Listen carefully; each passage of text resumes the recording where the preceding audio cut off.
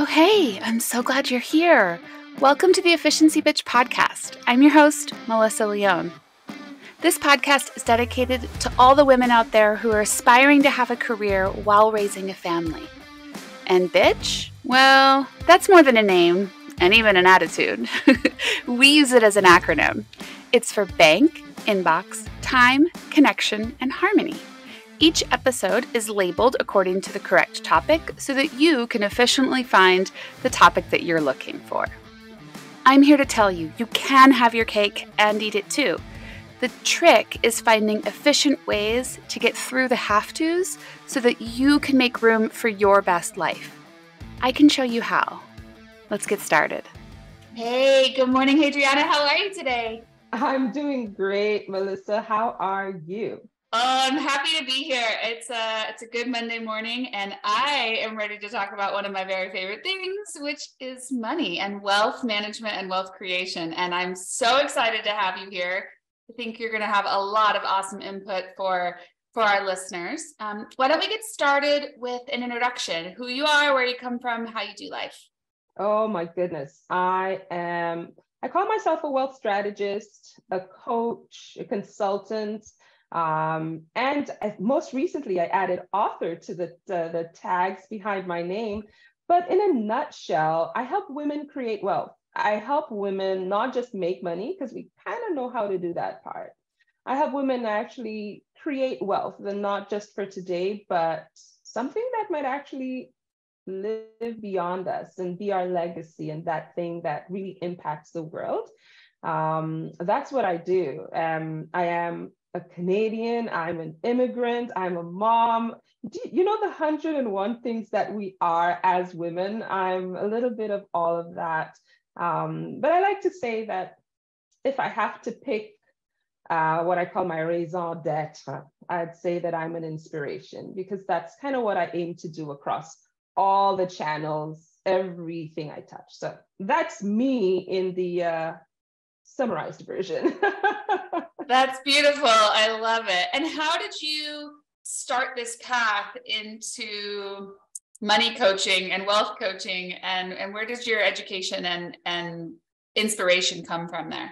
Yeah, a lot of what my impetus was started when I was a traditional financial advisor. So I did the traditional, selling insurance, identifying and purchasing stocks, and helping people create budgets and retirement plans and all of that good stuff. I still enjoy it. I really do enjoy it. However, I found a couple things out. One, many times when there were couples in our office, and that's a male-female couple or something, there's always the dynamic of the one who's more assertive and the one who's less assertive in those relationships. It turned out that the men would be much more aggressive in leading the wealth conversations, and the women just seem to sit back and, my husband's taking care of it. Mm-hmm. Okay, eek, you're most likely going to outlive him. And you don't know how many times we found women who just have no clue what was going on. And then the other thing that happened, I had some pretty, life-altering things happen for me personally that really said to me, you got to take a handle on this. You have to be better than you are. I call myself a professional hypocrite and undercover Cinderella, because when I was doing my financial advisory, I was bouncing checks left and right. Mm-hmm. So I knew that it wasn't what I know. It wasn't what I was educated about. It was what I implemented when it came to my money. So with all of these things happening, I made the move to serve women who were like me. We are strong. We are, for the most part, we're confident. We're living our lives well. We can make money, but somewhere in there's a disconnect. And I found more and more of these women around who actually needed what I discovered, and that was purpose behind wealth. I had to figure out a way to make money more than just a dollars and cents conversation, mm-hmm. for it to actually land in a way that was, not conflicting for me. And in order to do that, I had to find purpose in my wealth. So I explore the entire wealth journey first for myself. And then I learned how I could do that for other women by understanding different personalities, different, reasons why we do what we do.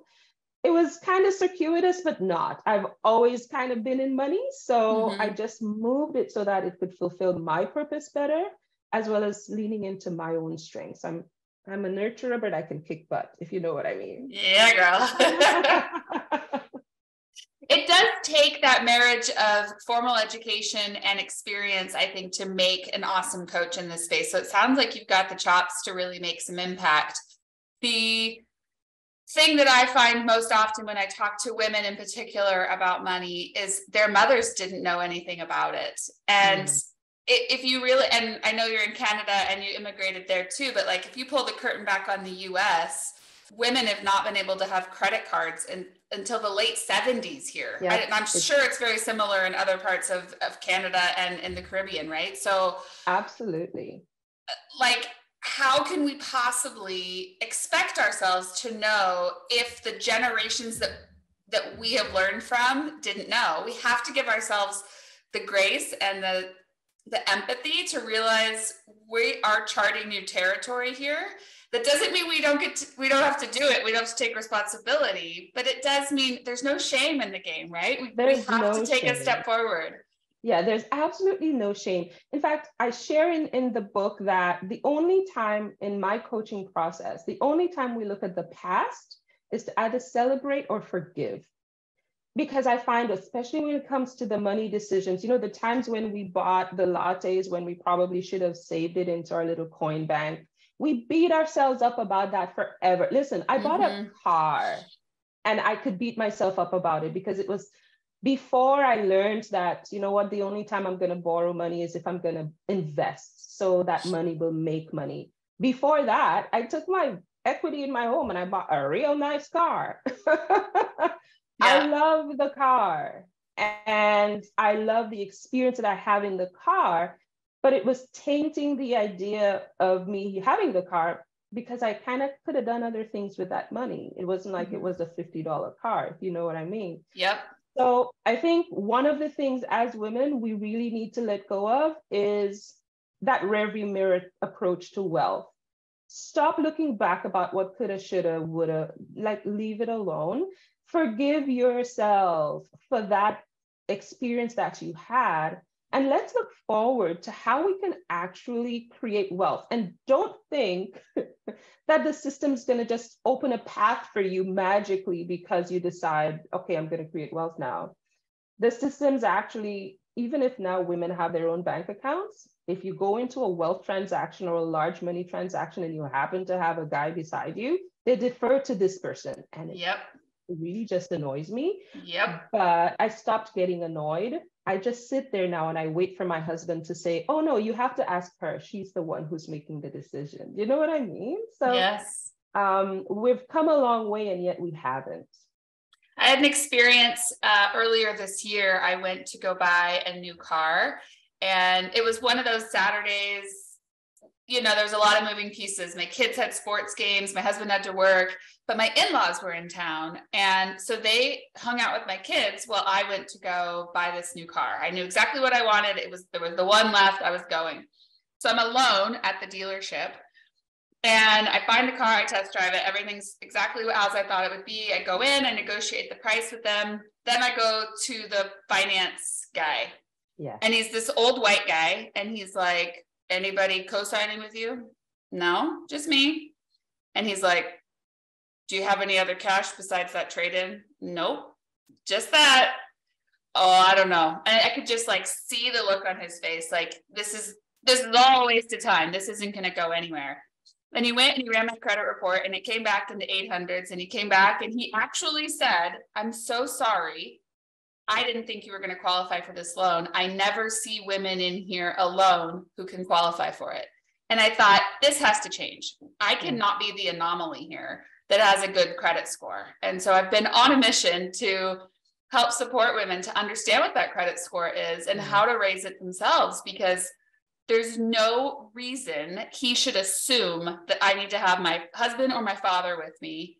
But in reality, this guy was probably, I don't know, 65 or 70. Yeah. in reality, when he started his career, women had to have their husbands or fathers because they weren't allowed to have freaking credit. Right. So Yeah. he has to unlearn some of that truth, but we have to take a step forward in order to make it happen. So I love that there's things out there like this. Every time women like you step up and take independent financial action, we help to reframe that whole dialogue about how women interact with money. And every time you teach another woman how to spend and save and do it in an organized way that is set up with their priorities, it reflects what they want to get done and when, and every time we help another woman be confident about her financial capacity to thrive, we help to change that dialogue. You and I might be doing different things, but we're still helping the community of women to thrive financially. So it takes all of us stepping up and saying, yeah, I don't need my husband to go into that appointment with me. I can do this on my own. His support is there. There's no doubt about it. But I can do this on my own and do it. And every time we do it, we help to change the thinking a little bit. There's another interesting phenomenon that I have been seeing as well, and it's women who have built their own wealth or understand how to use money feel ashamed to talk about it. They don't want to gloat or show people that they have money. And it may be because their siblings don't have money or their friends don't have money. And I really think the message should be shifting. I want to show you how to do what I'm doing, not make you feel bad that you're not doing it and I'm doing well, right? And have you seen any of that in your work? And how are you helping flip the narrative? You know what? It's how we've been programmed, Melissa. It's really, nobody sat a girl child down and said, you know what? Just sit there and wait until this Prince Charming rides in on a beautiful horse. He will rescue you and you can just live in a pink bubble, doing your hair and looking pretty. Nobody sat us down and said that, although they might have in the 50s, I don't know. But that's what we have been programmed to be. And we are set up to be nurturers and selfless. Fantastic, great, no problem. I love these characteristics because it helps us do what we do. We're the moms, we're the caretakers, caregivers, and so on. That's great. But it doesn't mean that we have to do that at the expense of denying our own blessings, our own, all of the gifts that we have are being shoved down and packed away somewhere in order for someone to feel better about himself. The way I work through that kind of thought process, because I'll share this with you, Melissa. I'm not actually trying to change society's view of women. I'm trying to adjust women's view of women. Spot on. Yeah, when women get confidence in our capacities to create and manage wealth, then our actions are going to create the change in what society is doing and how they're thinking of us. So I think it comes down to you, me, and all the other entrepreneurs out there doing what we do, touching one life at a time. But it's also women stepping up and saying, you know what? I can do this. I just need someone to maybe hold my hand. How can I take that next step? How can I build that confidence? Why do I feel that I should hide money?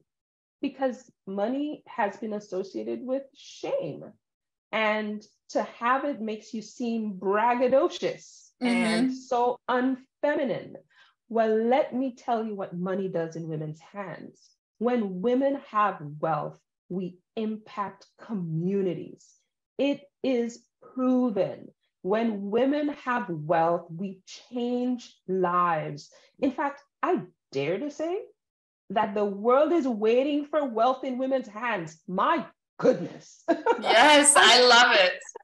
I get really passionate about it because there's so many things that we need. We don't need another power-hungry somebody trying to wield wealth as a weapon. We need wealth as a nurturing source. We need wealth as that soft place a person can land when they're going through a hard time. And that's what happens when it lands in women's hands. we still need the other side of wealth, the numbers and the increasing it, the multiplying it, and all of that. We need it. Mm-hmm. But with all of that, women understand wealth best when we can see how it supports our nurturing roles, how it can create change, how it can impact positively. And when you're thinking of wealth that way, I ain't hiding it. Yeah. Listen, I want my friends to know where they can go if they need help. I'm not talking about the lazy ones or the ones that feel entitled. I'm talking about, for example, I serve on a board for a women's shelter. Well, we prefer to call it a resource center. We have emergency beds for women fleeing violence and their children. But in addition to that, being able to serve these women means that when I direct my money to that center, I am not just giving them a place to stay temporarily. I'm helping to fund a house in the community that they can move to. Mm-hmm. I'm helping to set them up so their children can be located at a school where they may not have to face their attacker or run into them. We're helping with relocation services. My wealth is contributing to that. I will not hide it. Yes. I'm not going to make you feel bad about it, but my wealth has purpose, and so should every woman's. You know what I mean? Love it. I went up there, but I get really excited about this. I'm passionate about this for sure. I love it. And I think you're absolutely right. We have to be showing people the power of what wealth can do and the knowledge of how to build it. It's not simply, I have money and you don't. That's just ridiculous. It is all about how money can not only make your life feel better and safer. I know so many women who are scared of what comes next. What if my water heater goes out? What if my kid needs braces? We don't have that money, and they stress out. They don't know how to make it. They don't know how to save it. They don't know how to control their spend on it. And it's this vicious cycle of repeat, right? I tell this story in my book, but it's something that always comes back to me. I knew a woman when I was like 18 or 19, and she was a little bit older than me, but she had 2 kids and I didn't at the time. I think she was 21 or 22 and I was 18. Let's say there's like a 4-year difference between us. She would get her paycheck on a Friday. She would cash it 100% in cash. Mm-hmm. She'd go to Old Navy. She'd get a brand new outfit. She'd feel really good about herself. She'd go out for the night with her friends. She felt awesome. It was like her one night without her kids, just single mom. She'd go to Walmart the next day. She'd buy all kinds of crap, like sodas and chips and like restock pile, right? Yeah. I'm not kidding. By Wednesday, it was all gone. She felt like shit. She was digging through couch cushions to find change for gas, and then was poor for the next 10 days. And she did this for as long as I knew her. And I just was like, I was really young at the time, and I don't think I understood, but if I saw that woman today, like, you can't live in this. If it's not going well, do something different, change lanes, right? Make a right turn, fix something. And I think that's where, in my coaching experience, that's where I am able to see the contributors to that behavior. Mm-hmm. Because it's not as if she doesn't know better, but the behavior is giving her something that she desires. Yep. Nobody wants to be searching for money like 10 days out of your 14-day pay schedule. However, there's something familiar and comfortable in that behavior that she feels safer to replicate than to try something different. Mm-hmm. And there's safety in what you know. You say better the devil you know than the one you don't. There's that familiarity. You know what? At least I know how this is going to play out. So I'm going to stick with what I know. It might not be perfect, but I'm going to make do. Mm-hmm. As opposed to someone like you saying to her, that just doesn't make sense. She knows it doesn't make sense, but she's getting feedback. There is a feedback loop in that behavior. Yep. And she is being fed. Something in her is being fed by the behavior. So as a wealth coach, my job is actually not to tell her, well, that doesn't make sense, do this instead. My job is to identify the feedback she's getting from the behavior and then find a different way for her to get the same feeling, for her to Yeah. get that same, if you look into her past, you may see, well, I think most of us have a long history of lack that is multi-generational. But there might also be, I share this story a lot, I'll share it with you. This one client of mine, a realtor, she reached out to me when she was, finally making her nice 6-digit commissions on a regular basis and realizing that she had no money.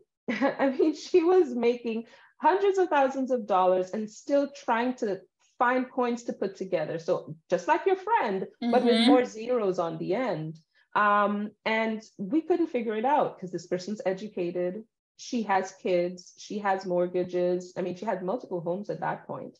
And we couldn't figure it out. Doing a bit of a peeling back of the layers with her, we realized that somewhere in her childhood, she had made an association. And her association was that anytime people in her community got wealthy, they either got sick or died. Oh. So, and I don't know, as children, especially when we're not having conversations about things, we connect dots in really wonky ways. Yeah. And those dots, those connections kind of stay. Understanding where she came from, she's from an immigrant community out in Asia. And the association that, when you make it, you either get sick or something bad happens to you, stuck with her. And that was the reason why she got rid of money as fast as she could make it. Wow. So no matter what I would say to her in a logical sense about, let's set up a formula, save 50% and let's move the rest out into the other 50% out into the things that you want as high priority items, blah, blah, blah, your spouse is making money, all that good stuff. It doesn't make any sense to her. On a logical level, it makes sense. But because of the connections she has made and her desire to preserve her life, her wellness, her wholeness, she would get that money out. She made it and she spent it. So addressing that and speaking to her belief system focused on the universe. So reminding her and creating resources that said, the universe will always provide for you what you need. Here's how the universe showed up for you then, and this time, and that time. And putting that dependency in the universe to provide as opposed to I have to preserve my life, shifted everything so that now it wasn't for her to make money and spend it. It was for her to live a purposeful life, and the universe will take care of the rest, right? So it's not always a logical conversation, but when we look at wealth through the lens of purpose, we can peel back a few layers and see what's really at play here and how can we neutralize or sometimes dismantle, break it apart so we can actually have wealth that lasts and wealth that it helps you fulfill the whole reason why you're here. It's in alignment with who you are. What an interesting story. I've heard so many times how our brains can be wired to experience fear or panic or different things based on a simple object. Like I read a story once about a woman who was an infant and was involved in a very terrible tragedy. And there was an infant like 18 months old. And there was a situation where a specific object, I think it was like a red something, I don't remember the details of it now, of course. It was triggering panic for her as she turned into an adult, but she didn't have a solid memory of what happened to her when she was a child, an infant, but then it was still triggering her later on in life. So your point about that wealth, she picked up something in her subconscious, in her brain that how could you ever have identified that without doing the work and going through it to specifically look for those triggers, right? I mean, it's really powerful stuff. And there is like we talked about before, there's that marriage between having an education behind it, finding somebody who can teach you the logic and doing the emotional work to figure out what's holding you back. And I'm really passionate about money management. I'm so glad that there's people like you out there to help other women go through go through the trials and go through the work of making wealth and making it better for our children. I have no doubt that my 2 daughters and my son will have a better understanding of money than I had at a young age and my mom had at a young age. And we can just keep getting better and better all the way through. So. Absolutely. Have these conversations with our children. Involve them in our wealth decision making, not just, okay, how much will the groceries come up to? These are skills that they do need, but also have the conversation. We are real estate investors as well. And every project we do, our children are partners. They've got a role. We're looking at the numbers. I mean, most of the times they're like, okay, whatever, you've got it figured out, mom and dad. But they're hearing the words. They're hearing what we're talking about. They're hearing, oh, you mean to tell me this is what we need to be looking at, and not just if it has a pretty color on the inside. Have these conversations with our kids and start it ASAP, like bring them along when we're having those conversations. And I think if nothing else, educate yourself as you're educating your children. Children enjoy watching us learn and grow. So if you don't know, say you don't know, and let's go find out together. And I think we have this, I guess I'll call it an illusion that creating wealth is hard. It can be a challenge, but so can anything worth doing. You'll have a challenge in there. I found that when we align our wealth with our purpose, it's a much smoother journey. And I think that's definitely a big part of what's missing for women in wealth. Yes, I love it. Could you share with us where people can find you, how they can get a hold of you? That would be awesome. Yes, for sure. I'm moneynavigator.ca. That's my website. And Money Navigator is my social handle across all platforms. YouTube, Instagram are the best places to find me. And I'm also on Facebook. I have no business with Twitter. Don't go looking. Me neither, especially not. All right, but yes, Money Navigator will bring me up across just about all platforms. Wonderful. Thank you so much for your time. It was amazing having you on, and hopefully everyone got a lot out of it. I know I did. Thank you. It's an honor to be here. And yes, I'll be seeing you again soon. Most definitely. Thank you. Well, that wraps it up. Thank you so much for listening. If you're new around here, please be sure to leave us a review on any podcast platform you're listening to. And you can always reach out to me to let me know what topics you're interested in hearing about, or maybe telling me someone you think would be great for the show. Either way, I'd love to hear from you. You can find me on Facebook and Instagram at EfficiencyBee. Until next time, see ya!